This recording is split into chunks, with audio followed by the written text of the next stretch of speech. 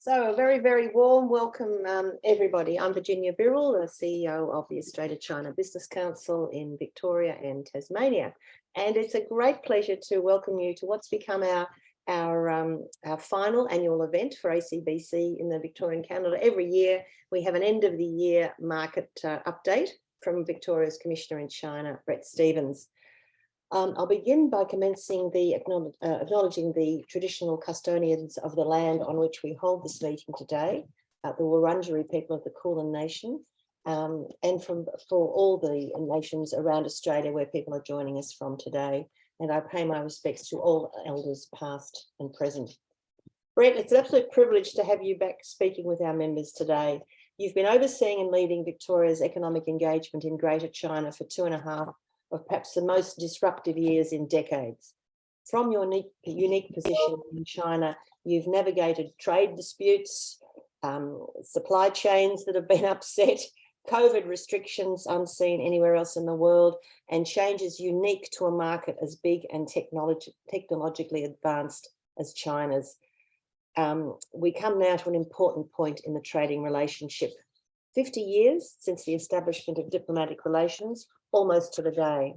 Economic engagement between Australia and China is growing as strong as ever, particularly for Victorian exports.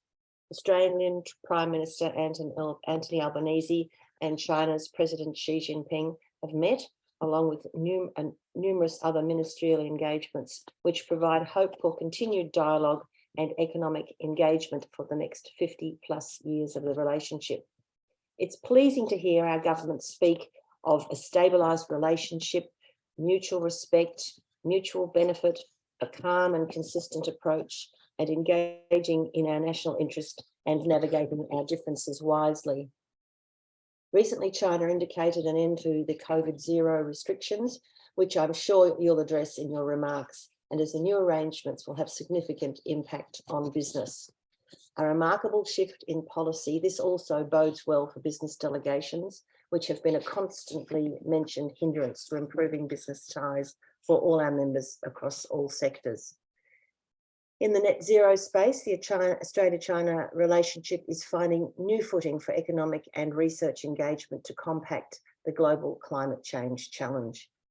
ACBC has recently signed a collaboration on the green economy with the Green Partnership of Industrial Parks in China, another step for ACBC's Green Channel in establishing practical mechanisms and a positive environment for net zero collaboration with China. For today's session, Brett will provide a market update, then take live questions as well as some pre-submitted questions. Thank you to all of those who submitted those before this session. There are some interesting ones in there, so I encourage everyone to stay online. I'll now hand over to you, Brett, for your address. Thank you. Virginia, thank you very much. Good morning, everyone. Thanks always for providing this opportunity to speak to you all today. Virginia, you've already touched on a lot of areas, and I'll go through some of that as well, but I'm always really conscious when I'm speaking to this particular group that I'm not talking to people who don't know where China is. So please make sure that you do think of some questions here, because I'd much rather have a conversation with you rather than sort of trying to just talk at everyone throughout a speech. But Virginia, as you just mentioned, this is my 5th update with ACBC members in the 2.5 years that I've been serving as the Victorian Commissioner to Greater China. Now, many of you will already know that the Victorian government is leading in developing and growing our relationships in China. We have the largest presence of any state government. We have 5 trade and investment offices located in Shanghai, Beijing, Nanjing, Chengdu and Hong Kong.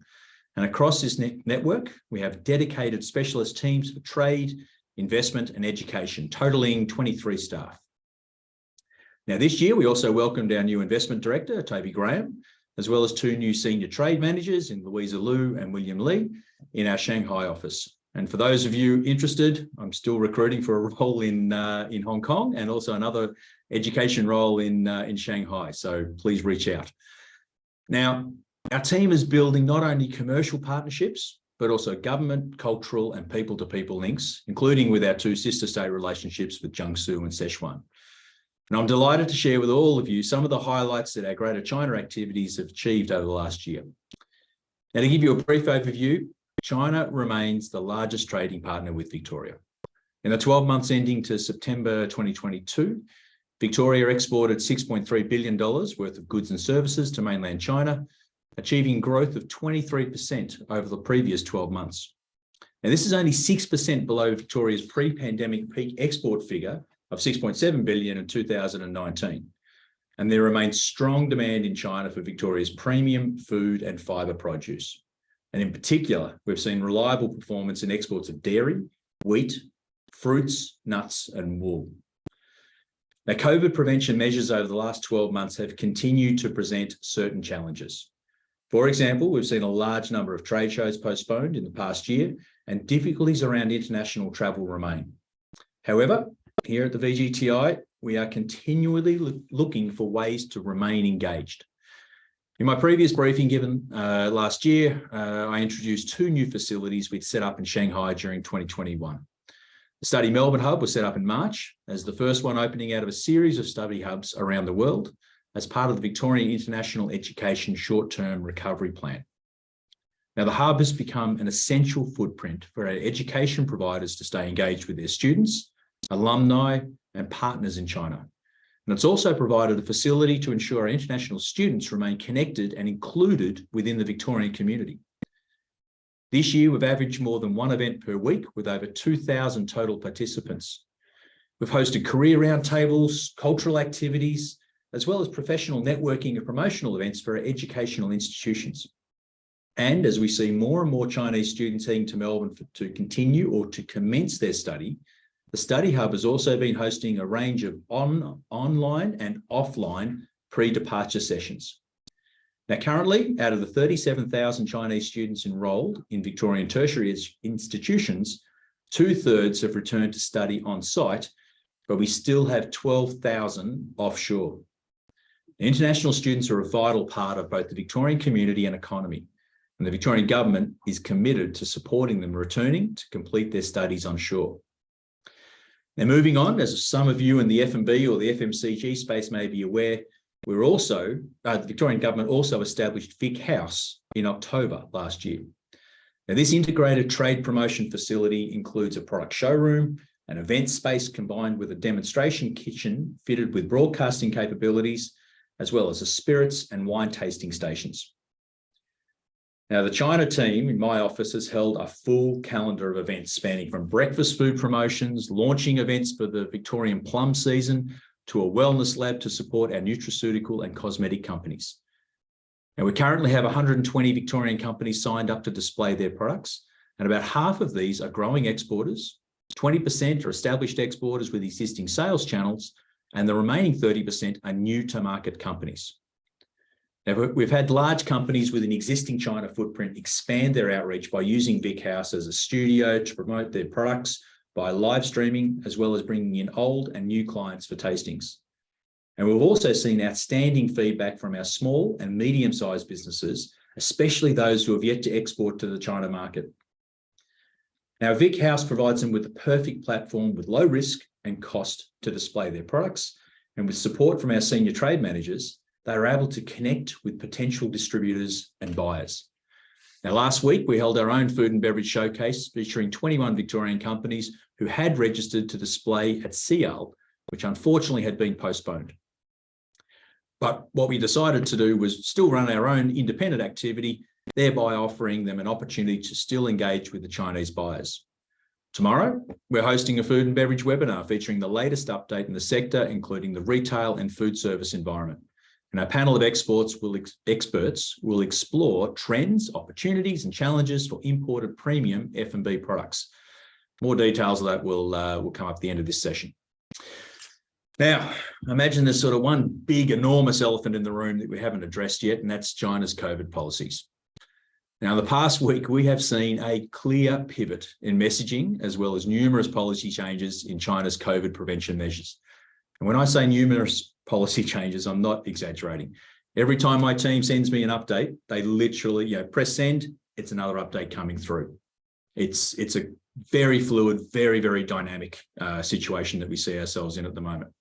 Now, the biggest changes, though, are that positive individuals are now being able to conduct at-home isolation instead of being taken away to central quarantine. We've seen a relaxing of PCR test requirements in domestic travel and public transport, and as well as an announcement early in the year to decrease international arrival quarantine down from 5 days central quarantine going from 5, I'm going to start that again because it's all changed. Initially, it was 7 plus 3, so 7 days in quarantine, three days at home, which really in reality was 10 days in quarantine. Then it moved to 5 days central quarantine with 3 days home isolation. Now, I've seen that being implemented over the last week, and that's a huge advantage. There's lots of rumours about this being reduced even further in the new year, but until we actually see that in practice, we're working on the 5+3 situation. Now, there's also been an increase in articles on WeChat, official government accounts targeted at alleviating fears around the severity of the Omicron variant and the guidelines in at-home care for mild symptoms, as well as further pushes for vaccinations, particularly in the elderly population. So overall, we are definitely seeing a shift in the narrative in China's COVID strategy. Essentially, we're going away from the COVID zero approach into COVID as a prevalent virus within the community. Now, however, one thing to keep in mind is that from city to city, the way these policies are being implemented may have variations depending upon the local conditions. So, in understanding China, I can't stress enough how important it is that you keep an eye on both the national trends as well as the diverse local situations. Essentially, what's happening in a city is different to what's happening within a region within the city, whether it be a suburb, right down to what happens with your individual compound or house. Now, from a business perspective, the pandemic, particularly the frequency of lockdowns, has also given way to more consumers in China purchasing daily necessities online. Now, this has expanded into groceries, including the fresh food items being purchased online instead of wet markets or supermarkets, and normalising the online shopping for a wider range of goods. We've seen retail stores, particularly supermarkets, adopt hybrid models that serve both consumers who physically visit the stores while also offering free delivery for online purchases within a certain radius as a micro online order fulfillment centres are set up across the country. And we continue to see growth in the cross-border e-commerce market, which is worth approximately $40 billion last year. Now, this space has expanded with the establishment of cross-border e-commerce offline product collection stores, like the network of stores established by Victoria's Chemist Warehouse. Now, what this means is instead of cross-border transactions purely occurring online, the customer can actually shop at a physical store where you collect your goods and where the customs clearance processes occur at the checkout. You go to the checkout, you pay for it, you leave the building, you go around the corner, and then you can pick up your goods from a locker. Now, these factors all play into the ongoing opportunities for Victorians' exported products being sold into e-commerce channels in China. Chinese consumers continue to recognise the quality that comes with Victorian products while being discerning and educated in their choices. And the trend and growth of e-commerce and CBEC are only expected to grow, even within the context of COVID restrictions and border closures. Now, our new senior trade manager, William Lee, based in the Vic house, brings with him an extensive experience in building and expanding e-commerce presence. So if you're a Victorian company looking to establish yourself in this area, please get in contact with us to learn more. Now, to wrap up the end of the year, we also hosted our 2022 Friends of Victoria reception last Thursday. We had around 70 guests joining us at Vic House from Victorian businesses, local government, our alumni, and other key stakeholders and friends. And throughout the evening, we continuously heard and felt the optimism and energy in the Victoria-China community. Now, lastly, and I'm sure we're probably going to explore this a little bit further, we must recognise the significance of the meeting held most recently in Bali between Prime Minister Albanese and President Xi. Now, whilst many were expecting immediate changes to the trading conditions between our two nations, this is a pretty simplistic expectation. What we saw was a shift in the approach from China towards Australia, where it is now not taboo to be seen speaking with Australian entities. This is the real takeaway for me from this meeting. Now that dialogue is easier, we will hopefully start to see further conversations and discussions being held around issues of contention. And as long as we are speaking, we are much more likely to find a resolution. Don't expect trading market access to change overnight, but certainly be more confident that the issues are being discussed. And if there's one thing I want to leave you from this briefing, it's this: China remains our #1 partner. Now, despite significant hurdles associated with the COVID-0 approach and the bilateral breakdown, consumers here remain engaged and active in the purchase of Victorian products, and things are, there's a buzz around China, and it's only going to get busier. Admittedly, there's a lot of distractions hitting the ground as well at the moment, but we are seeing, really positive signals for the future. All right, now, Virginia, I'm going to hand it back to you for basically taking on board any questions that people might have. Fantastic. And look, thank you for that really positive. I think we've got a good vibe down too here in Victoria. We've been finding members who perhaps didn't want to rejoin even the day after the meeting between President Xi and Anthony Albanese contacted us. Yeah, we want to renew our membership. So, and we're getting others, equally contacting us. And I'm out and about more, obviously, and it's a really good vibe. So I just do want to let you know that as well.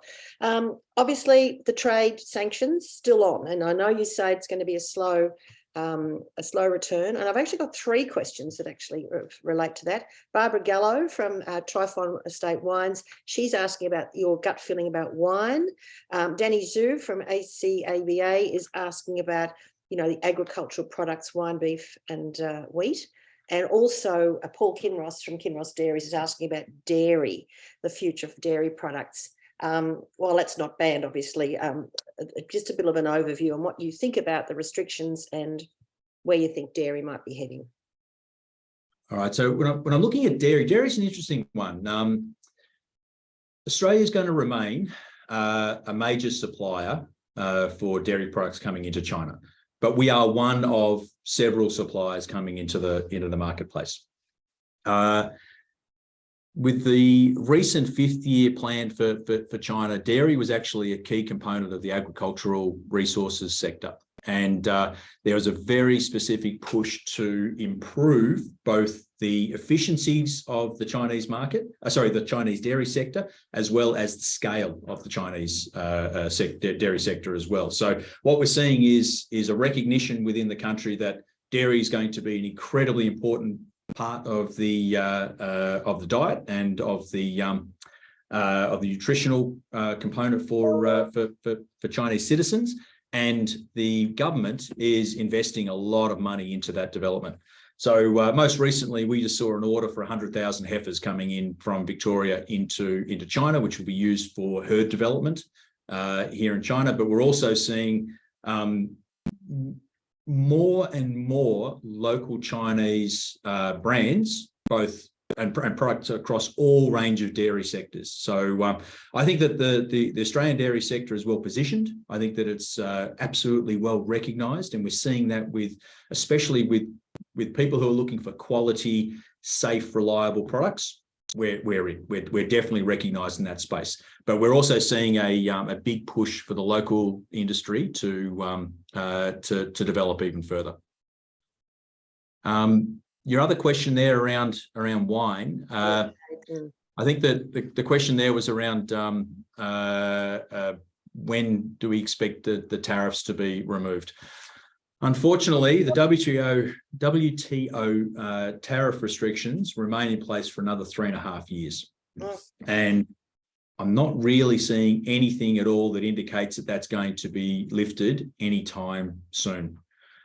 The interesting thing, though, is that we are starting to see the return of bottled wine imports from Victoria into China. So I think I've spoken about this before. We've been working with some Victorian companies with the establishment of an onshore bottling plant, which has enabled the bottling of bulk wine from Victoria. But also now we're seeing importers coming back to Victorian producers and saying, you know what, even at 212%, your wine is still great value, and that the consumers are actually still demanding this product. So I think that we've shifted. We're not going back to where we were pre-tariff, but we're starting to see now a return of some importers going, you know what, even at 212, 218%, we're still making money and our consumers still comfortable in buying the product. Mm. Do you think that rings true also for the beef industry? I know just anecdotally stories saying, okay, they've, our beef is they can't get a hold of it. They're going to getting Argentinian beef or American beef, which is grain fed rather than grass fed. They quite like the taste of it. It's cheaper. How are we going to get the good quality Australian beef back? Because they've now, got a taste for the cheaper. Well, the Australian beef, specifically talking about Victorian beef, there's the only issue that we have with beef beef sales coming out of Victoria into China at the moment is that we don't have enough beef. That's why these other markets have actually come in and captured some of the market share. Australia's had some terrible drought conditions, which saw the overall national herd reduce. We've now got gone the other way. We've now got huge flooding and big issues that impacted on the herd development and fodder production as well. But what we're starting to see though is that if we have more beef, people will buy more beef. It's really that simple. So I'm not concerned about any market share loss coming in from other markets because grass-fed and some of the grain-fed products coming out of Australia are absolutely recognised and valued by the consumer. We just don't have enough of it.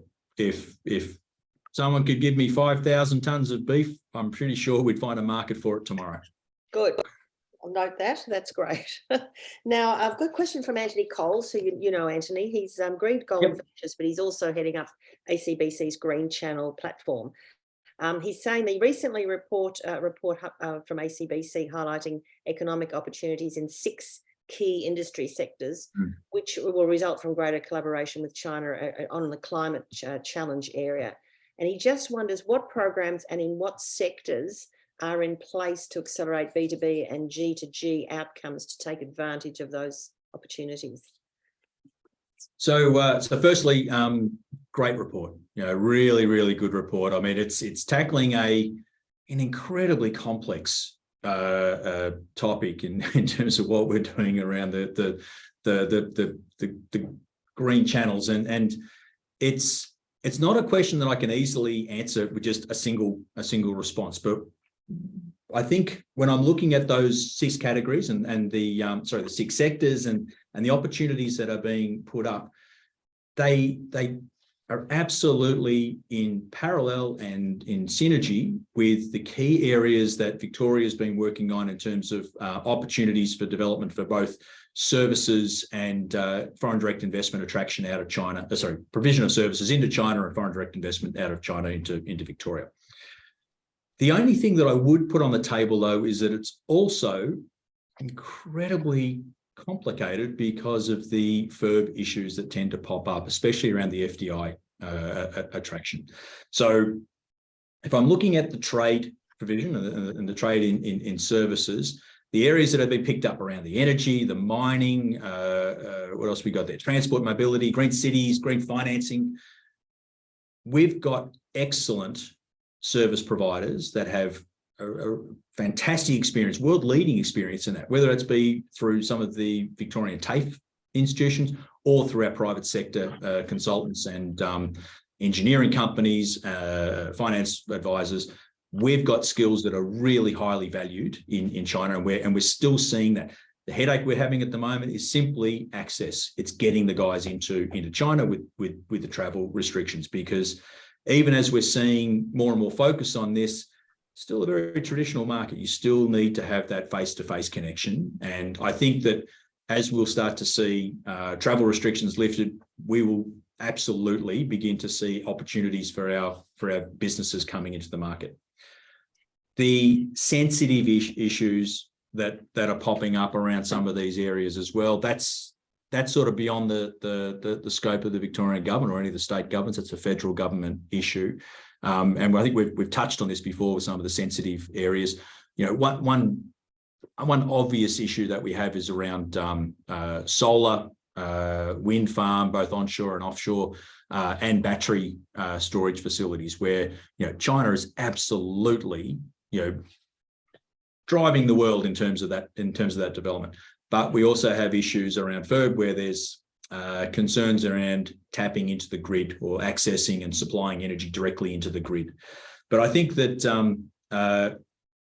the first step that's been put in place there with the report, I think, is excellent. I think everyone should be jumping. If you haven't read the report, jump on it, because there are little snippets and little pieces of insight that have been provided there that, if you are considering China, have a look at this report and then reach out to all the various stakeholders that they're talking about. And you'll find that there's a lot of support and a lot of opportunities, I think, that we may be able to, Victorian government especially, can help out with identifying commercial plays, both in China and back into Victoria. That's terrific. And Zach will pop the link to the report for anyone who hasn't seen it. He'll send that out after this meeting. And you'll be pleased to know, everyone, that we are running a battery event on the 15th of February with some major players, and particularly looking at, obviously, investment into Victoria. So that'll be a terrific event. And Zach's actually just put the report in the chat area too. Now, while I'm asking the next question, please keep thinking of more questions you'd like to ask, because this is a great opportunity. Now, our great supporter, Birrell from the Northern Territory, is asking. We go well beyond Victoria here. So Darrell's asking us here about China's digital economy. He's saying it has expanded greatly behind the COVID wall. What is your assessment of Australia's need to catch up with these processes, including use of blockchain certification and CDC for cross-border transactions? All right. So, Birrell, thank you for submitting that question early. And I'm going to be really blunt. I don't know. I actually don't know. I've been trying to look at this, because the problem I have with the blockchain especially is that there's so many sensitive areas that come into the blockchain management. So what we are aware of is that, as you've mentioned, e-commerce and e-finance that perhaps we're seeing it in Australia. We see it with all of the e-commerce platforms and the PayWave and all the rest of the stuff that's going on. It's a tiny fraction of what's actually occurring in China. This is all you need. You don't need a phone. You don't need your wallet. You don't need money. You don't need a credit card. In fact, there's no point even having those things. Without this e-finance that happens through all of the different platforms, you cannot operate within China. And it's not just for retail. We're seeing that occur now across all facets of society and all levels of government and community. So Birrell, I really don't know, to be honest. I'm happy to.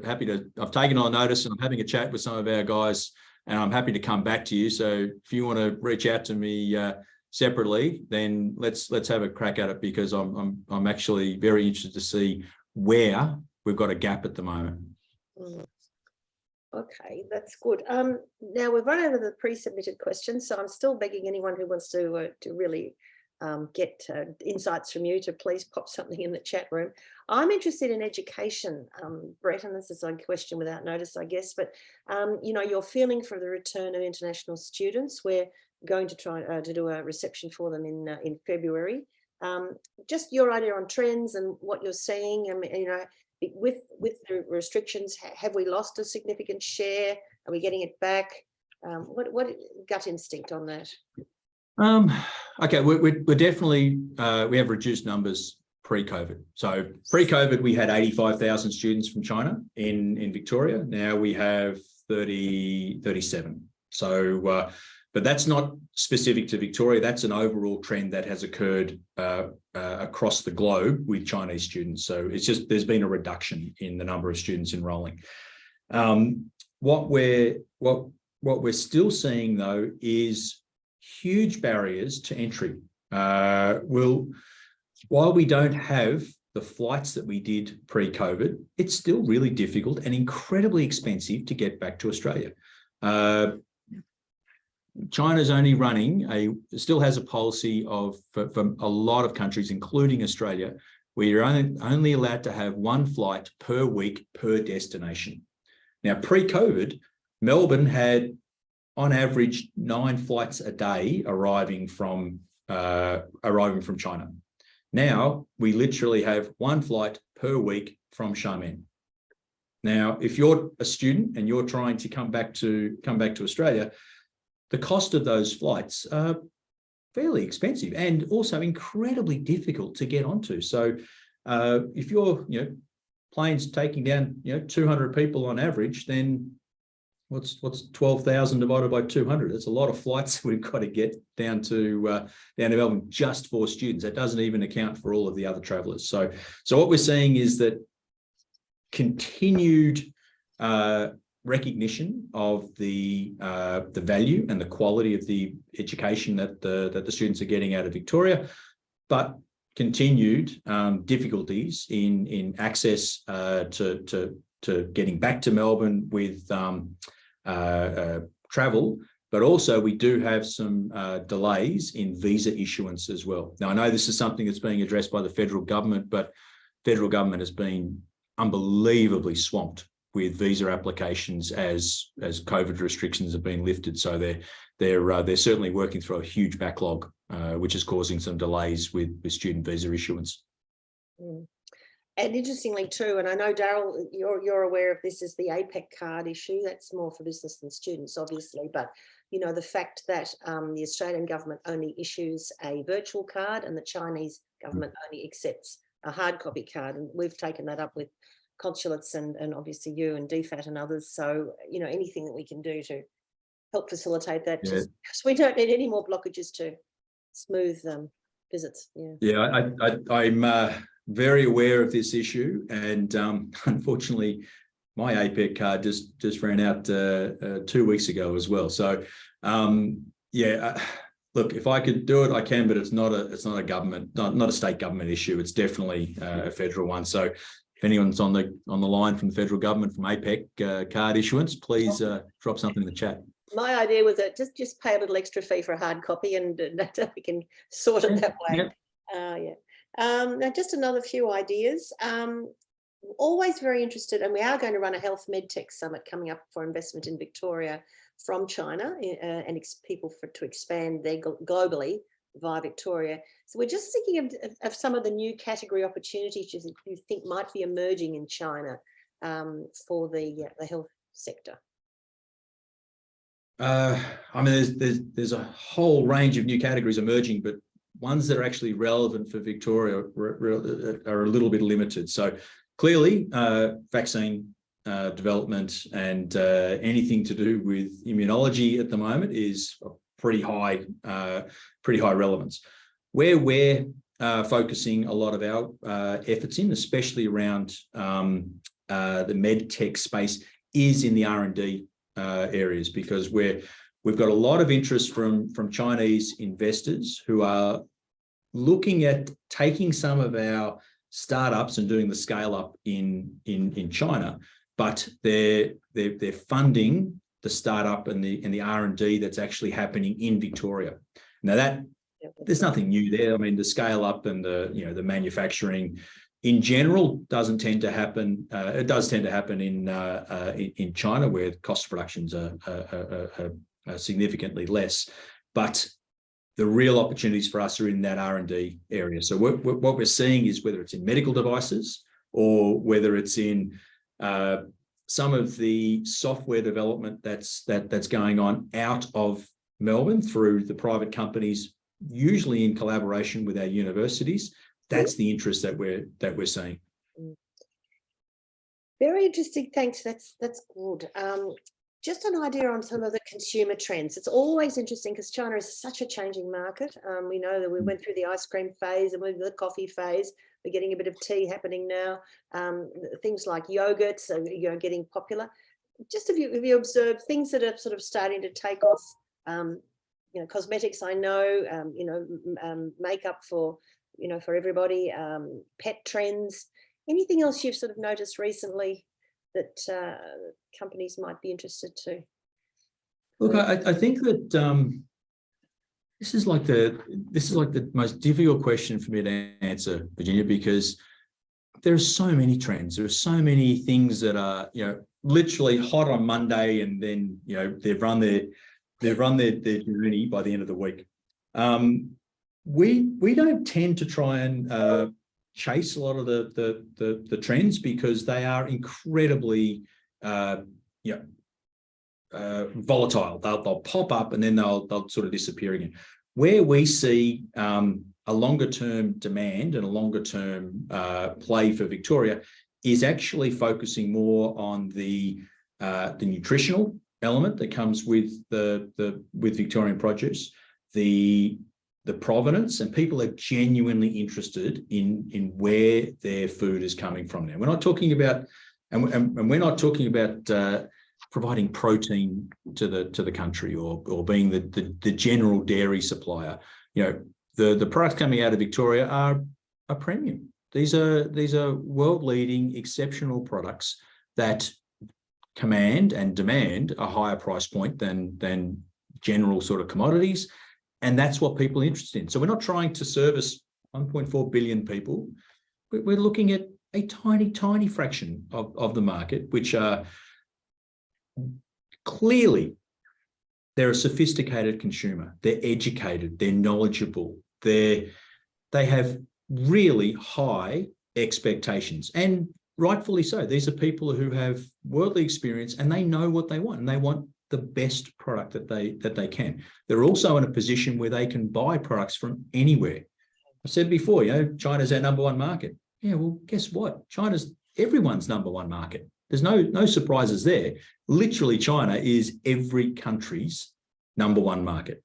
So, it's not like we've just sort of captured one little piece of the pie that we're exclusive.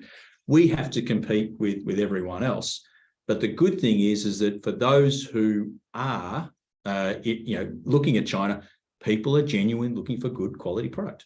Well, that's good. Well, that's very good advice. Tom Parker asked the question here. Are there any other overseas retailers who are using cross-border e-commerce model like Chemist Warehouse in China? And if there are, do you know if they're in what sectors they're in? And is it dependent on local government regulations? Okay, so cross-border e-commerce is it's a little bit opaque sometimes. So what Chemist Warehouse has set up, brilliant, really clever in what they're doing, and very successful. In terms of other retailers and companies, most businesses have some form of e-commerce platform, whether it be through anything from Tmall, and that's where you're getting your product getting delivered from, but it's all coming in via CBEC. Lots and lots of international players have got CBEC facilities. I think the challenge I have with answering this question is that because of the situation, and maybe excuse me if I'm telling people how to suck eggs here, but cross-border e-commerce essentially means that every citizen in China is allowed to import $2,000 worth of product duty-free per annum. Doesn't matter who you are and where you are, you can order $2,000 worth of product and have it delivered to you via the post. And as a result, it's not so much, you don't necessarily have to have a presence. You actually don't have, you can literally buy anything. If you can find it and you can get it delivered to you, you can buy whatever you want up to a value of $2,000 per annum.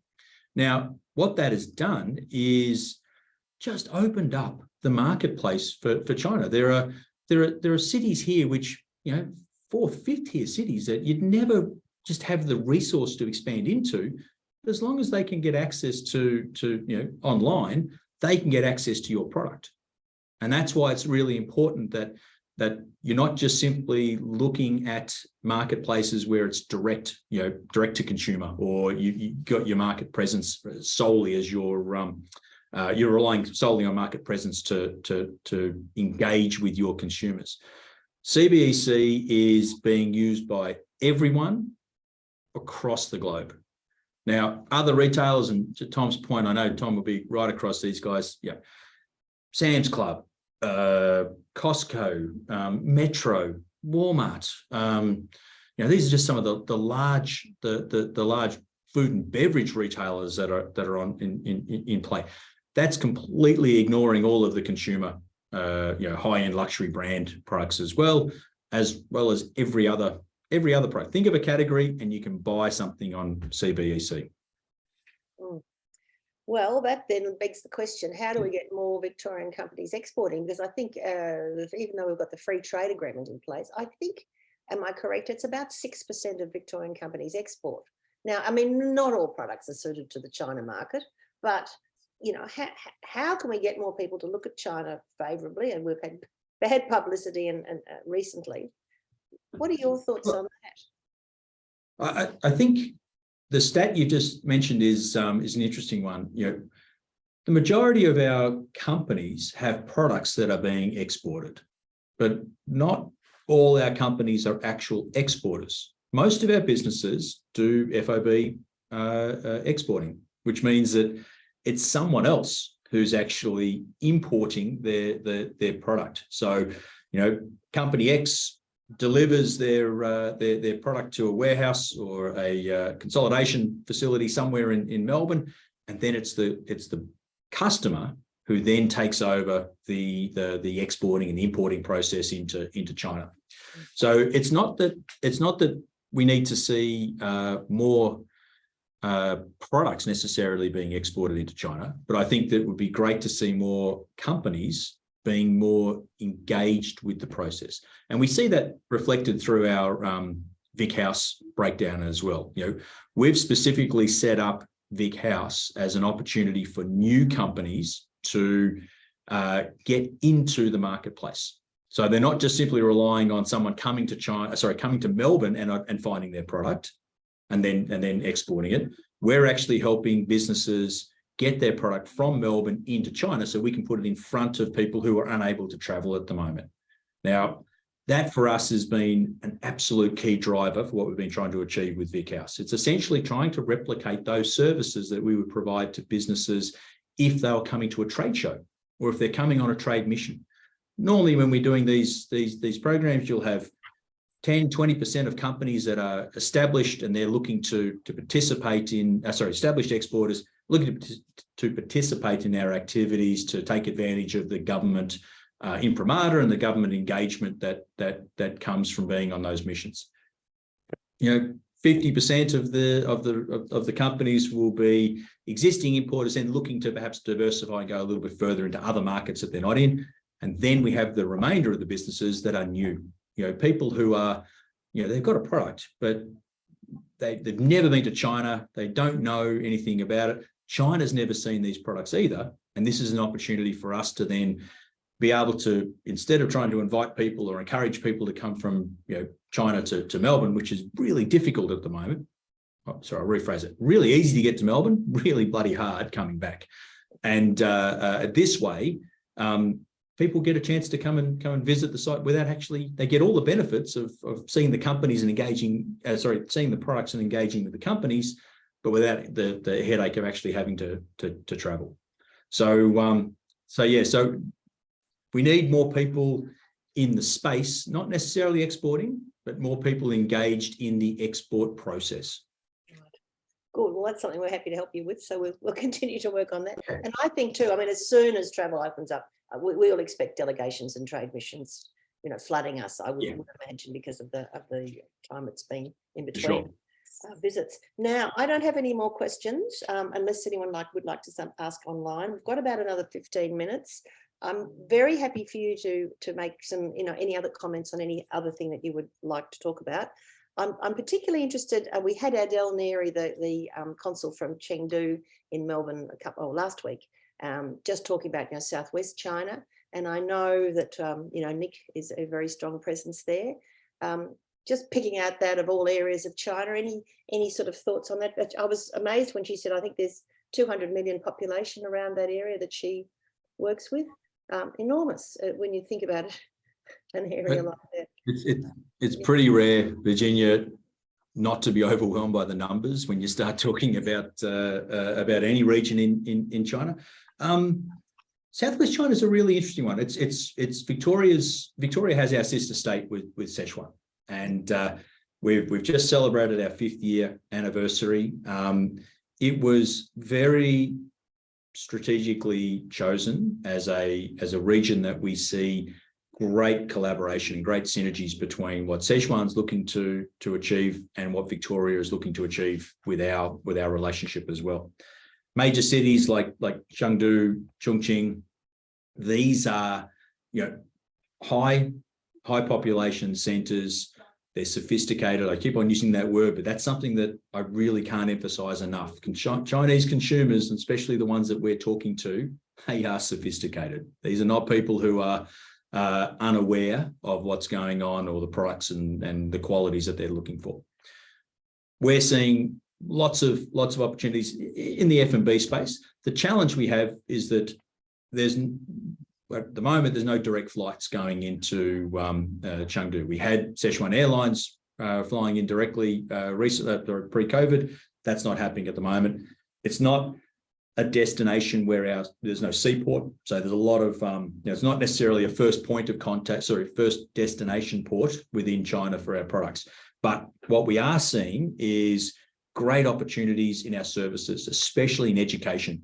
Our higher ed and our vocational training opportunities are exceptional, because these are two regions. This particular region in Sichuan has part of the 5-year plan for them is to improve their manufacturing base as well, not just to basically upskill and to upscale the manufacturing that's going on. In order to do that, they need more training. They need more skill sets being implemented across their workforce. If I use Gordon as an example, Gordon have been doing some fabulous work with collaborations in Chongqing, especially for the provision of training services to both the government and private sector players. So, I'm sure Adele went through a whole range of different, elements that hardly anyone ever really would know about, because not that many people make it beyond the east coast of China. Full disclosure, it's been incredibly difficult for me over the last 12 months to get across to Chengdu. I think I've been there twice, not because I don't want to, just because every time I've been trying to travel, I've had some difficulties with COVID restrictions. Yes, and likewise, she said the same. So it's been a real challenge.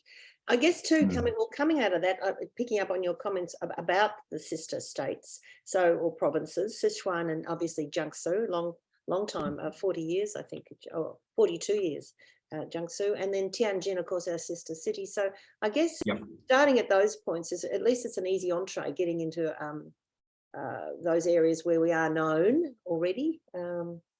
Yeah, look, I think starting with Jiangsu's, I can't overstate just how important the Jiangsu relationship is for Victoria, and how close and how warm the Jiangsu relationship is as well. I mean, it is genuinely like talking to family members when we're engaging. We're all facing difficulties. We've all had reduced engagement. It's been hard for even going from Shanghai to Jiangsu has been difficult, and vice versa. But there's this great communication that's in place there, is that we both recognise that, look, it is difficult. That doesn't mean we don't care. It doesn't mean that we're not interested. It's just bloody hard. So the Jiangsu guys have been fantastic, and we're still doing lots of stuff. We still have regular meetings. We're doing online stuff. It's great that we've still got our office in Nanjing engaged. Sandy, Shai, these two people have just been busy with a whole range of different things. I've been sending Nick in from Chengdu. I've had the Beijing guys coming in. I've been trying to get in as well, but it's we're just missing the companies and the businesses being able to sort of get in and out, and they haven't been able to travel easy either. But well done on all The that. Tianjin, Sorry. what's that? Sorry. I just say well done on that, because it is so important. I mean, it is all built on relationships. And you've got Yeah. you've got to stay there and stay supportive. So yeah, 100%. And Tianjin's relationship with Melbourne it's exceptional. Again, this is not just some token. Oh, we signed an MOU and we're doing something. The relationship there cannot be stronger. The Xiao Yi, Bonnie, the team in Tianjin they're icons. They've been around forever. They know everyone and they do a great job. And it's recognised the other way as well. And we work really closely with our City of Melbourne colleagues and team, both in Melbourne and in Tianjin, and we're constantly swapping and sharing. So really, to people online, anyone online who wants to connect, they're both online. That's great. Remember how complimentary I was then. Reach out, because we're great connectors. That's part of our job. I'd love to just finish off. We've got 8 minutes to go, but just some of your best success stories, Victoria-China success stories, because sometimes we don't hear. And we've had, I know, I think Cochlear actually isn't Victorian, but there have been some really good things happening. Anything springs to mind of, even despite the pandemic, some good achievements? Well, I'll put you on the spot. Sorry. Yeah, no. I think probably the topic that we haven't really made a big song and dance about it, but it's one that's incredibly important. Has been we were running a pilot project around market access for some of our health and wellbeing products, some of our cosmetic businesses, and that's something that's been an issue for many years. But we've recently been able to find a pathway that has enabled a few companies to come into China in that particular space, and I'm using businesses like ESOP, for instance, or Ego and BWX, and these are large businesses with established markets in China, which now with the direct entry will certainly make it a simpler and more efficient process for engaging with the China market. So that's probably, without going into details, definitely one of the larger successes that we've achieved. Looking at simpler things, you know what? I reckon some of the best successes we've had so far has just been having the opportunity to talk to companies, actually having the chance to have a chat with some of our Victorian potential exporters that are exploring the marketplace. I really enjoy talking to the business, and I know my team really enjoys it as well. Again, full disclosure, some of them we actually say, this is not for you. This is not the right market for you. There are other markets that are better suited for it, because you do need some resources, and you do need some commitment, and you need to make sure that you're coming in with absolutely eyes wide open, because you don't just rock up and sell your products. Yeah. But there are other businesses that we've spoken to where we've gone, do you know what? I think there is an opportunity for you here, and they hadn't even considered the market because they've just been so focused on what they're doing, that all of a sudden we see this awareness, and it's like, oh my God, this is exactly what we've been looking for, because I can now get into a marketplace without, well, we're providing support that companies didn't realize was available to them. And I think that for me, when people actually get that sort of light bulb moment that goes off, going, oh, this help is available. Fantastic. This is what this is the sort of thing that we're looking for. Key message we both need to get out. That's fantastic. That's great. Yeah. Any other final comments just before I do a little wrap? Anything else you'd like to cover? No, I think that Virginia, I'm just going around in circles here, because I'm I'm conscious that I'm speaking to the converted with a lot of the people on this line. So actually, you know what I will say? Thank you. Thank you, ACBC, for all of the support that you're giving to the VGTI. I really appreciate it. For the opportunities that we have to engage with the community, and for the community yourselves, honestly, we're only here to help. And that's such a cliche government thing to say. I wish I hadn't said that. What I'm trying to get at is that use us, will you? We're here. We're able to just be utilised. Just use us. You're paying for it eventually because it's all taxpayer funded. So you know, you're crazy if you don't make the most of it. And I just saw the mention there on the chat. So Alan, great to see you on the line as well. Alan from Ego, great, thank you very much, and Daryl's very, very thankful as well. So it's absolutely terrific. So just to conclude, thank you, Brett. It's an absolute fantastic working with you and your team, and we really value the relationship we have with Global Victoria and all your individual staff members. It's fantastic. We just couldn't do what we do without you. So this concludes ACBC Victoria events for 2023, but we're not relaxing. So I'll fill that in later, but thank you to all those members and friends online who have supported us through this year, another challenging year.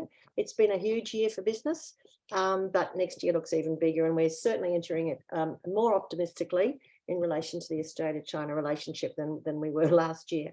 Just as a teaser, we've already got for next February and March, we've scheduled our China Lunar New Year cocktails, a medtech commercialisation forum, a batteries EV forum, and we've invited Minister D'Ambrosio and senior business people from Australia and China to that one, and it's going to have an investment focus.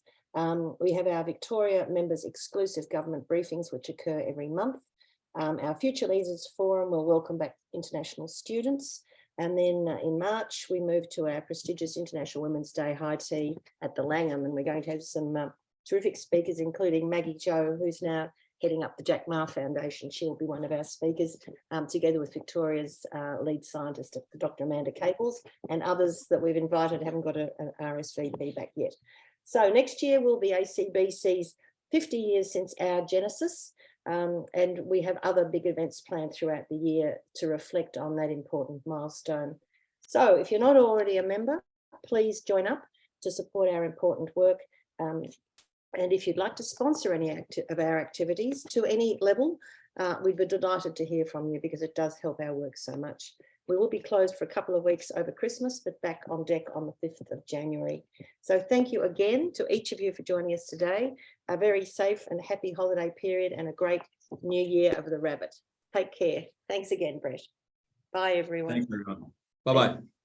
Thanks.